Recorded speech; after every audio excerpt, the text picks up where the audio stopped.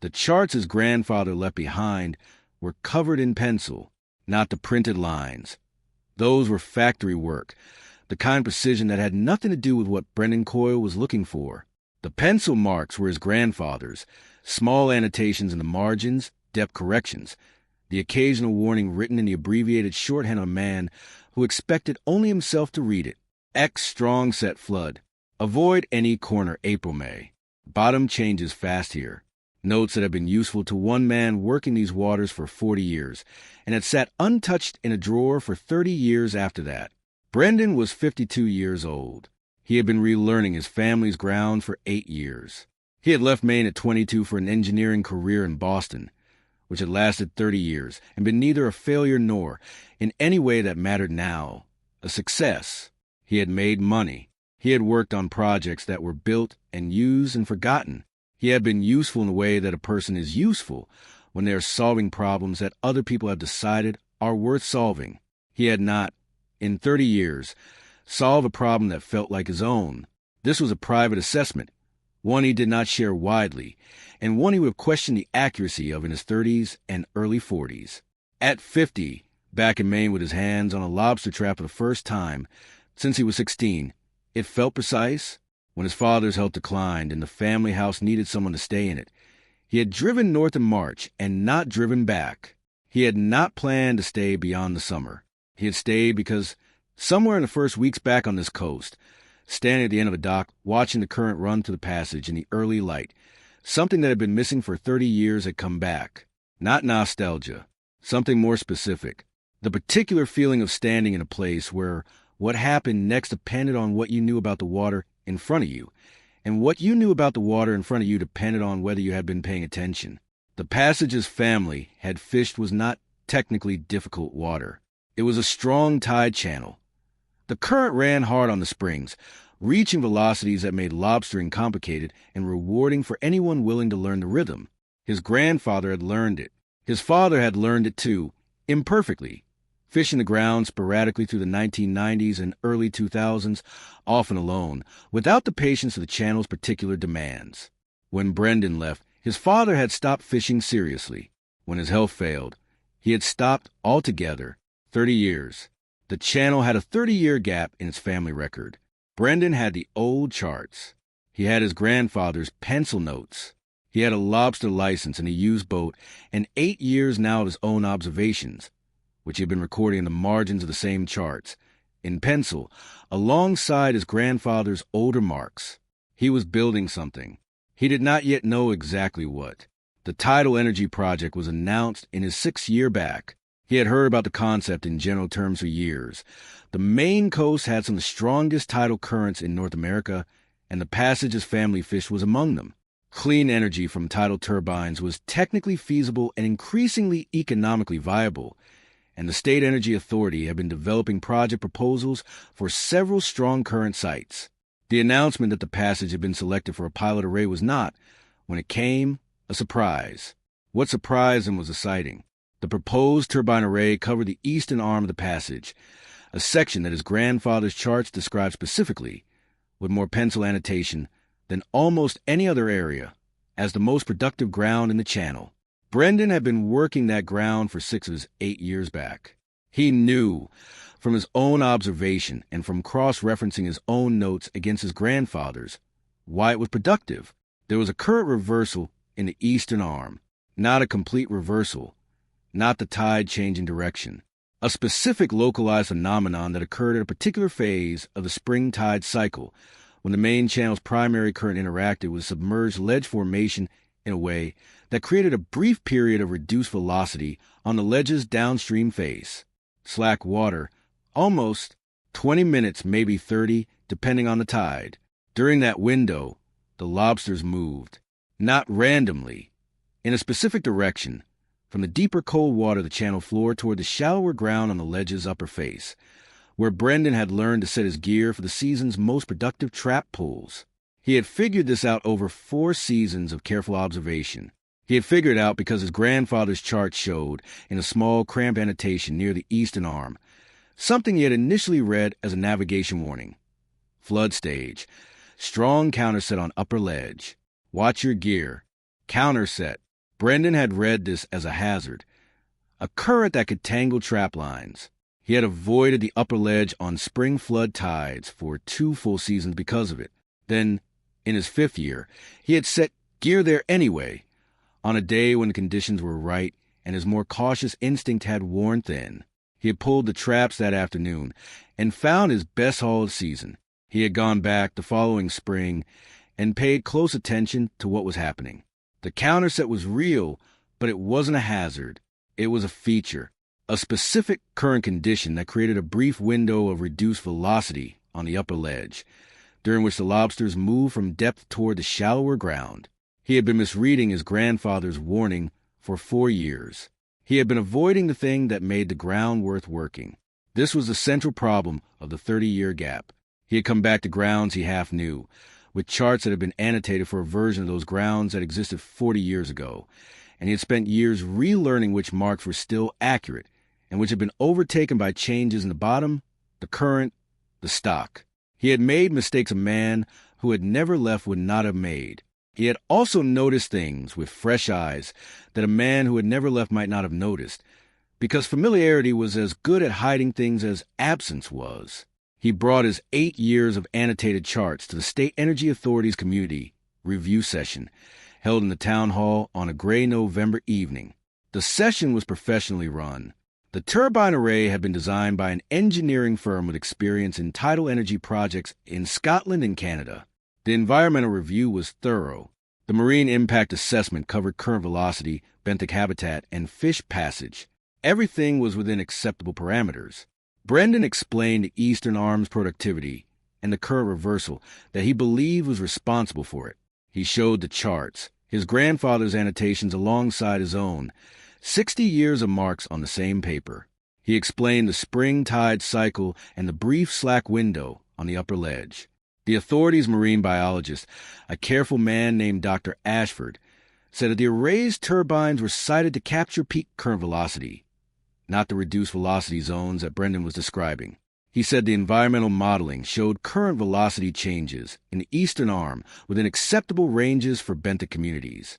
He said the brief slack window Brendan had described might be altered by the turbines, but the net effect on lobster habitat was expected to be minimal based on available data. Brendan asked how the modeling accounted for the behavioral response of lobsters to the specific current reversal on the spring tide cycle. Dr. Ashford said the modeling used standard lobster habitat parameters that did not include tide stage-specific behavioral data.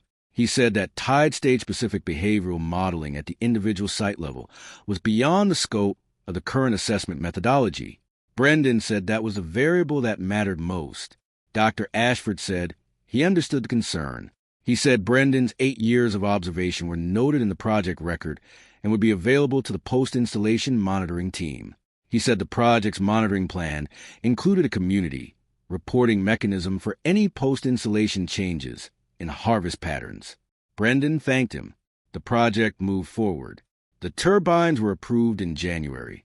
He kept working the eastern arm through that winter and the following spring, knowing the turbines would arrive in summer. He pulled better than average trap results from the upper ledge on the spring flood tides that worked the counterset. He wrote down every detail: the tide stage, the pull timing, the haul volume, the water conditions. He was aware that he might be documenting a thing that was about to disappear. He was also not certain that the turbines would eliminate the slack window. He was an engineer by training, and he understood enough about fluid dynamics to know that tidal turbine arrays changed current patterns in ways that were difficult to model precisely. The slack window might persist. The turbines might redirect the counterset in a way that preserved the behavior or altered it or eliminated it entirely. He genuinely did not know. This uncertainty was important to him. He was not the kind of man who needed to be right about everything. He had been wrong about the counterset for 4 years before he understood what it was. He had been wrong about Boston for 30 years before he came home. The mechanism of being wrong and then correct was familiar enough that he did not find it shameful. What he found shameful was a possibility that he might be dismissed as a fisherman complaining about a clean energy project, and that the dismissal might mean the question was never properly asked. He had laid out his concern as clearly as he could. The authority had heard it. The modeling didn't capture the variable he was describing, and the modeling was what the decision rested on. He had 8 years of field observation. The review had asked for it and received it and found it insufficient to outweigh a professional marine engineering assessment. He kept writing in the margins of the charts. He added to the eastern arm annotation every time he worked the ground, building the record of what the counterset was doing before the installation. He was aware he was doing this partly for the discipline of it, and partly because he had no way of knowing what would be useful later and what wouldn't. The turbines went over the summer, a faster installation than he had expected. The engineering firm was experienced and the conditions cooperated. By September, the array was operational, the turbine spinning in the passage's strong current, feeding power to grid on the schedule the authority had projected. That autumn, Brendan ran his standard trap pulls on the eastern arm's upper ledge at spring flood tide. The haul was poor, not catastrophically poor in a specific way that told him the behavioral pattern had changed. The traps were set in the same positions, at the same depth, with the same bait, at the same tide stage. The lobsters simply weren't making the movement he had been counting on. They were elsewhere in the arm, deeper or further from the ledge, and his gear wasn't reaching them. He made a careful note. He ran the same sets through the following spring. The results were consistent. The current reversal still occurred. He could feel in the way the boat behaved over the upper ledge during the spring flood stage, a slight easing in the hull's pull that he had learned to recognize over years of working the specific location, but it was attenuated, shorter. The brief slack window that had been 20 to 30 minutes was now perhaps 10. The lobsters, apparently, needed more time than that to make the move from depth. 10 minutes was enough to bring some of them up. It was not enough to produce the concentrated movement he had been counting on. He called the State Energy Authority's project office and described what he was seeing. Tide stage, trap locations, hull volumes before and after, the change in the slack window duration. He was methodical and specific. He was not angry. Being angry at a clean energy project over a lobster haul pattern was not a position he found persuasive in himself. They logged it as a community complaint under the project's post-installation monitoring program. He was not sure what to do with the fact that he had predicted this, and that predicting it had not prevented it. He understood how the decision had been made. He had been part of the process. The modeling hadn't captured the right variable, and he had said so, and the project had gone ahead anyway because modeling was what the decision rested on, and he had 8 years against a professional marine engineering assessment. What happened next was not dramatic. It was the slow work of a monitoring program taking its job seriously. The authority's post-installation team deployed current meters throughout the eastern arm and ran them through a full tidal cycle. The data showed what Brendan had described. The counter set on the upper ledge was present but attenuated. The reduced velocity window shortened from what previous surveys had recorded, except that there were no previous surveys of the specific localized feature. The pre-installation monitoring had not captured the spring tide-specific counter set because the monitoring had not been designed to look for it. It had used standard current velocity measurements at the primary turbine locations, not fine-scale measurements of the secondary current features in the arm's upper ledge zone. The project engineer who reviewed the post-installation data asked if there was any historical record of the counterset's behavior before the installation. Brendan gave them the charts. The engineer spent 2 days with them. She was a careful reader, and she understood, after working through the pencil annotations, the timeline of what they showed. She called Brendan to ask about one specific mark, the counterset warning near the eastern arm, and how long it had been there. He told her his grandfather had annotated the chart in the early 1980s. He told her about the 30-year gap. He told her that he had spent 4 years misreading the annotation before he understood what it was describing. She was quiet for a moment. Then she said, "If the annotation is from the early 1980s, that means the counterset existed for at least 40 years before the installation. We can use that as a pre-installation baseline for the localized feature. It's the only historical record that exists." Brendan said his grandfather had written it as a navigation warning. He hadn't known it was a lobster habitat feature. She said, "What he wrote describes exactly the hydraulic condition that creates the behavioral window you've been documenting." He knew what the current was doing. He didn't know why the lobsters responded to it, but the description is complete enough to serve as a pre-installation baseline for the feature. She paused again. Then she said, "The 30-year gap is actually why this works. If your family had been continuously fishing this ground, the annotation would have been updated over time, corrected, refined, changed, and we know less about what the counter set looked like before the installation. The gap preserved the original record in the state it was in when your grandfather made it. She said, "It's an unusual kind of baseline, but it's valid. The annotation is specific. It's datable, and what it describes matches what your field observations show for the pre-installation period. We can work with it." He sat with that for a long time. The 30 years his father hadn't fished these grounds. The 30 years no one had touched the charts except to put them in a drawer. He had come home thinking the gap was a loss, all the observation that didn't happen, all the knowledge that didn't accumulate. He had not thought of it as a form of preservation. The authority modified the turbine array in the eastern arm's lower section, a partial reconfiguration that restored more of the original current pattern on the upper ledge, though not exactly. The slack window returned, longer than the post-installation readings, but shorter than what Brendan had documented in his first years back. It was not a perfect restoration.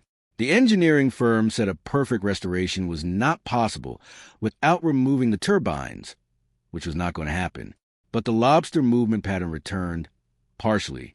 His spring flood tide pulls on the upper ledge improved over the 2 seasons following the reconfiguration, not to what they had been in his best years. Closer, he kept writing in the margins of the charts. His own annotations now ran alongside and sometimes over his grandfather's, the 2 generations of pencil marks occasionally intersecting on the same location. He could tell them apart. His grandfather's handwriting was smaller and more vertical, his own larger and more slanted. 2 different hands, working the same ground, 40 years apart, separated by a gap that had turned out to preserve something rather than lose it. He thought sometimes about what the charts would look like to whoever came next. 2 handwritings, a gap between them the dates, and then a convergence in the eastern arm where a 1980s annotation and an 8-year observation series told the same story 40 years apart. He had not started from nothing. He had started from his grandfather's pencil and 8 years of working through the distance between them. He thought about his father, who had fished these grounds sporadically through the 1990s without the patience for their particular demands, without the patience or perhaps without the reason, because patience on a body of water usually came from needing what it offered. And his father had never fully needed this passage the way his grandfather had. He thought about what his father might have noticed if he'd had more time in the eastern arm during spring flood tides, whether he would have found the counter set, whether he would have known what to make of it. He thought about what might have been written in the margins of the charts in those 30 years, and how it would have changed what the engineer had been able to do with the 1980s annotation. He did not know if his father's absence from these grounds was a loss or, in this one specific way, a preservation. He suspected it was both, and that the difference between those 2 things was a matter of which question you were asking. He went back to the eastern arm on the next spring flood tide and ran the traps on the upper ledge. The counter set was there, attenuated but present. The window was shorter than before, but real. He waited in the boat during the window, watching the water over the ledge, the way his grandfather would have watched it and the way he himself had watched it for 8 years now. The water moved the way water moved when something was happening underneath it that you couldn't see from the surface. He pulled the traps when the window closed. The haul was decent, not what it had been. Getting there.